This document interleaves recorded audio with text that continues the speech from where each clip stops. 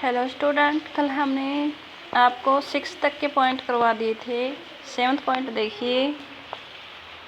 तीसरे स्टेट के प्रतिनिधि 20 जून को वर्साई के इंडोर टेनिस में एकत्रित हुए।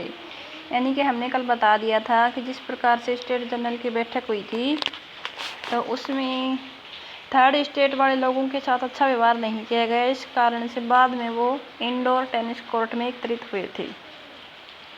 नेक्स्ट हेडिंग देखिए। अगस्त 1779 की रात को असेंबली ने करों, कर्तव्यों और बंधनों वाली सामंती व्यवस्था के खात्मे का आदेश पारित किया।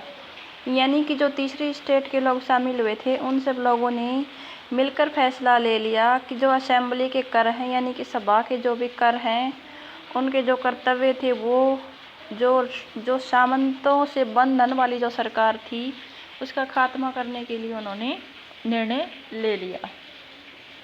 उसके बाद है नेक्स्ट हेडिंग। लोग राजनीतिक क्लबों में अड्डा जमाकर नीतियों पर चर्चा करते थे।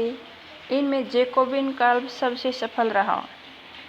तो यहाँ पे आप देखोगे कि फ्रांस के अंदर जो लोग थोड़े पढ़े लिखे थे, जो समाज में परिवर्तन लाना चाहते थे, वो लोग राजनीतिक क्लबों में इकट्ठे होके जो सरकार की नीतियाँ थी उनके बारे में चर्चा करते थे। और इनमें से सबसे महत्वपूर्ण जो था वो था जैकोबिन क्लब। यानी कि ये वो लोगों का समूह था जिसमें ऐसे लोग शामिल थे जो पढ़े लिखे थे, तो दार्शनिक थे, जो समाज में परिवर्तन लाना चाहते थे।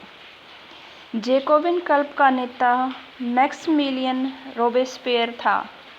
तो ये आपने देख लिया जो ये क्लब था। इसका एक प्रमुख नेता भी था जो कि बाद में फ्रांस का जो लुई 16वां शासक है उसके बाद शासक बनेगा। नेक्स्ट हेडिंग है आपका 1791 में नेशनल असेंबली ने संविधान का निर्माण किया जिसका उद्देश्य था सम्राट की शक्तियों पर अंकुश लगाना। यानी कि जो आपकी 89 में जो क्रांति हुई थी उसके बाद 91 में जो नेशनल असेंबली ने एक संविधान का निर्माण किया, यानी कि लोगों ने मिलकर एक संविधान बनाया और उसमें कुछ ऐसे निर्णय लिए गए जिससे कि जो सम्राट है, यानी कि जो लुई 16वां है, उसकी शक्तियों पर अंकुश लगाया जाए या उनकी शक्तियों पर रोक लगाई जाए। तो ऐसा कुछ करने के लिए वहाँ पर संविधान का निर्माण किया गया था। यानी कि लोकतंत्र की स्थापना नहीं की गई थी, लेकिन संविधान की स्थापना जरूर कर दी गई थी जिसमें नियम कानून थे सम्राट पर नियंत्रण लगाने के लिए।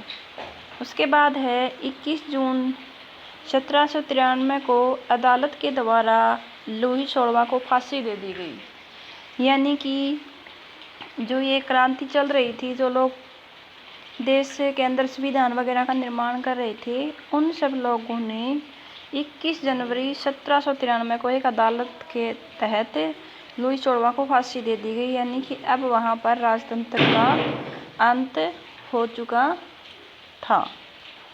उसके बाद आपका नेक्स्ट हेडिंग है, हमने आपको आज 12 तक के दिए। तो डियर स्टूडेंट, उम्मीद है आपको ये हेडिंग समझ में आ गए होंगे।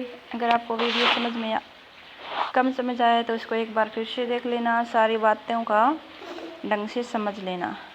2 या 4 दिन हम आपको ऐसे हेडिंग देंगे, उसके बाद आपको हम प्रश्न करवाने शुरू कर देंगे। तो उम्मीद है आपको जो भी चीज़ें करवाई जा रही हैं वो अच्छे से समझ आ रही होंगी। आज के लिए इतना ही काफ़ी है, बाकी हम आपको अगले वीडियो में करवाएं।